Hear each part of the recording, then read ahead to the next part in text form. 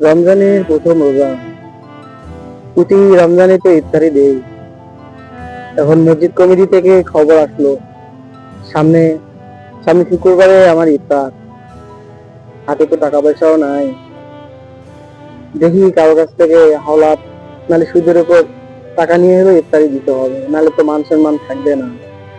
দেখি কারো কাছে টাকা পাই নাকি।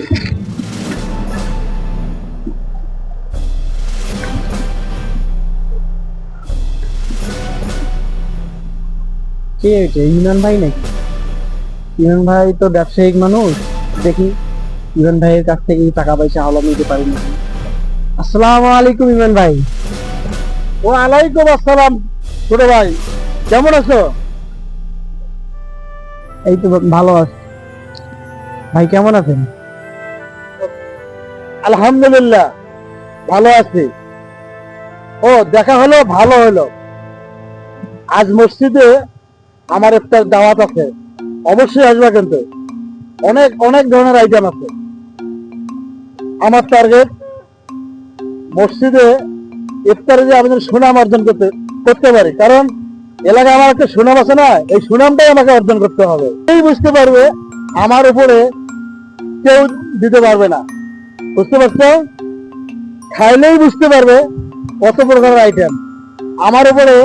এই তলাটা কেউ সুনাম অর্জন করতে পারবে না, বুঝতে পারছো ছোট ভাই? বুঝতে পারছো? জি ভাই, হ্যাঁ ভাই যাবো, কিন্তু আপনার সাথে আমার তো একটু দরকার ছিল। আপনার কাছে তো একটু দরকার ছিল ভাই। তা কি দরকার বলো? আমারও তো ইফতার ছিল, তা কিছু টাকা পয়সা একটু হাওলাত লাগতো। ইফতার না দিলে তো মানুষই কি বলবে, মান সম্মান তো থাকবে না। আমি তো প্রতি বছরে ইফতারি দেই, এবার তো দিবা লাগবে। আমার কাছে তো হাতে টাকা পয়সা নাই, ওই জন্য আপনার কাছে কিছু টাকা পয়সা হাওলাতের জন্য আসছিলাম। ও, বুঝতে পেরেছি। বুঝছি ভাই, টাকা ধার দেওয়া তো সুন্নত। তা আমি তো এই রমজান মাসের জন্য চাল, ডাল, তেল এবং ইত্যাদি কিছু সামগ্রী কিনে স্টক করছি লাভের জন্য, বুঝতে পারছো? দাম একটু বাড়ছে, তারপর সবর করছি আর একটু বাড়লে সবগুলো পণ্য বিক্রি করে বেশ একটা মুনাফা পাবো না। আর কথাও বলে না, সবুজে নেওয়া বলে, বুঝতে পারছো?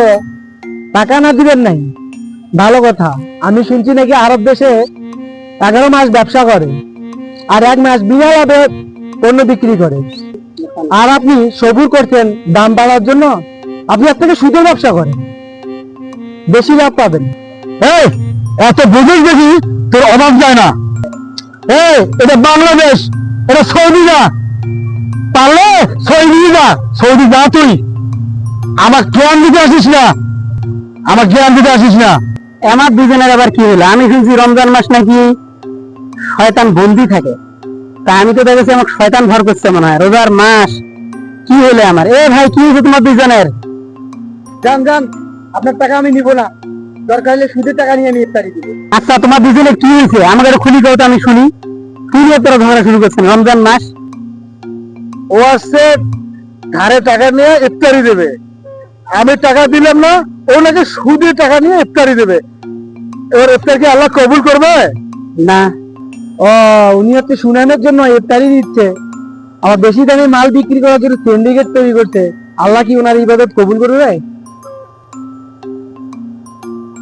না, এটা তো কখনোই নয়। কারণ আপনারা অবশ্য অন্যের দোষটা ঠিকই দেখতে পাচ্ছেন, কিন্তু নিজের দোষটা কেউ দেখতে পাচ্ছেন না। এরকমই আমরা মানুষ সব সময় মানে নিজের দোষটা দেখতে পাই না, অপরের দোষটা ঠিকই দেখতে পাই।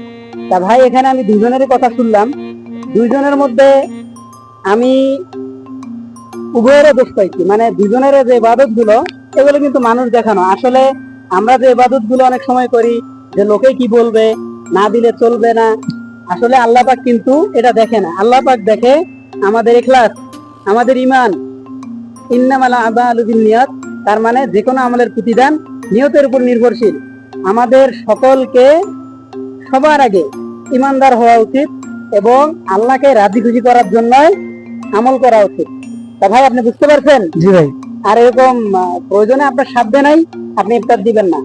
আর যদি আপনার এরকম থাকে যে না আমার সামর্থ্য আছে কিন্তু এই মুহূর্তে টাকা নাই, তাহলে ধার হাওলাত করে দিতে পারবেন, সমস্যা নাই, কিন্তু পরে টাকাটা দিয়ে দেবেন। কিন্তু এই জন্য সুদের উপরে নিয়ে যে আপনাকে ইফতার দিতে হবে এমন কোনো কথা না। জি ভাই। আর ভাই আপনি আমার বয়সেও বড় এবং আপনি অনেক বিচক্ষণ ব্যক্তি, কারণ যারা ব্যবসা করে তাদের অবশ্যই বুদ্ধিমত্তা অন্যদের তুলনায় বেশি থাকে, না হলে তারা ব্যবসা করতে পারবে না। আর একবারে অসৎ এটাও বলবো না, ব্যবসা লাভের জন্য ঠিক আছে, কিন্তু আমাদের উচিত এই রমজান মাস ত্যাগের মাস, আমরা যদি সকলে ত্যাগ স্বীকার করি, এই সময়টা একটু ছাড় দিয়ে ব্যবস্থা করি, তাহলে কি সমস্যা আছে ভাই? আপনি 11 মাস ব্যবস্থা করছেন না? করেছি।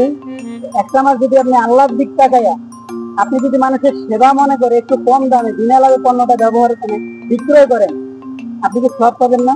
পাবো। তাহলে আমার মনে হয় আপনি যদি সিন্ডিকেট না করে, আপনি যদি কম দামে এই মাসটা রোজাদারদের কথা খেয়াল করে আপনি যদি একটু কমে পণ্য বেচেন, আল্লাহ রাজি খুশি হবেন, আল্লাহ আপনার ব্যবসা বরকত দিবেন, আপনি আরো ভালো কিছু করতে পারবেন। এখন বুঝতে পারছেন? হ্যাঁ বুঝতে পেরেছি। এই 11 মাস লাভ করেছি, এই একটা মাস ভালো হচ্ছে আমি ছাড়ে দিলাম।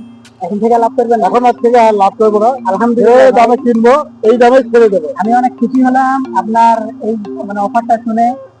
আপনি আপনার দেখা দেখি আমি আশা করি বাংলাদেশের আরো যারা বড় ব্যবসায়ী আছে আপনার মতো, তারাও যেন এরকম বিনা লাভে যদি পণ্য দেয়, তাহলে যারা অসহায় দিন খেটে খাওয়া মানুষ আছে অনেকগুলো, এদের অনেক ভালো হবে ভাই রোজা রাখতে, বুঝছেন? তারা রোজা আপনাদের এই কম দামে পণ্য পেলে তারা রোজা রেখেও শান্তি পাবে, তাদের টাকাও সাশ্রয় হবে, তারাও আল্লাহর কাছে আপনাদের জন্য দোয়া করবে।